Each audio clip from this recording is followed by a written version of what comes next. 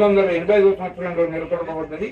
ఈ యొక్క దీని ముఖ్య ఉద్దేశం ఏంటంటే స్వతంత్ర సంగ్రామంలో లోకమాన్య బాలగంగాధర తిలక్ గారు స్వతంత్రము సంపాదించడానికి హైందవ ధర్మంలో మొదటి గణేశుడైన మనం ఇంట్లో పూజించుకునే గణేశుడిని మహారాష్ట్రలో లాల్ బాగ్ అనే ప్రాంతంలో బహిరంగంగా నెలకొల్పి హైందవ సంస్కృతిలోని హిందూ సమాజంలోని ఐక్యత సాధించి స్వతంత్రం సాధించినారు.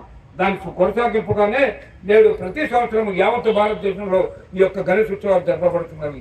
దాని కొనసాగింపుగానే హైదరాబాద్ లో భాగ్యనగర్ గణేశ ఉత్సవ సమితిని స్థాపించి ఈ యొక్క ఉత్సవాలు జయప్రదం చేస్తున్నారు.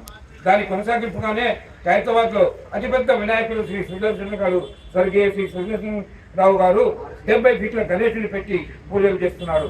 దానికి కంటిన్యూగా 1985 నుంచి మన టీ బ్లాక్ పార్క్ వద్ద పూజా కార్యక్రమాలు కొనసాగిస్తున్నాము.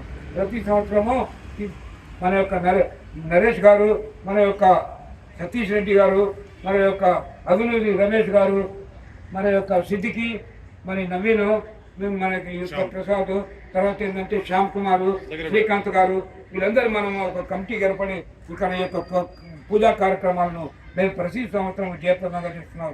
అందులో భాగంగానే ఈరోజు మనం శనివారం రోజున లడ్డు వేలం పాట కొనసాగిస్తున్నాము.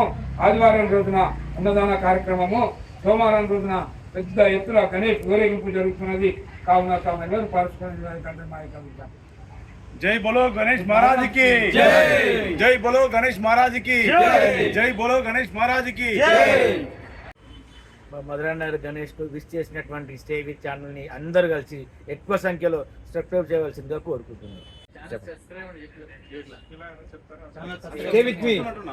ఛానల్ ను సబ్స్క్రైబ్ చేయగలరని మా యొక్క విజ్ఞప్తి.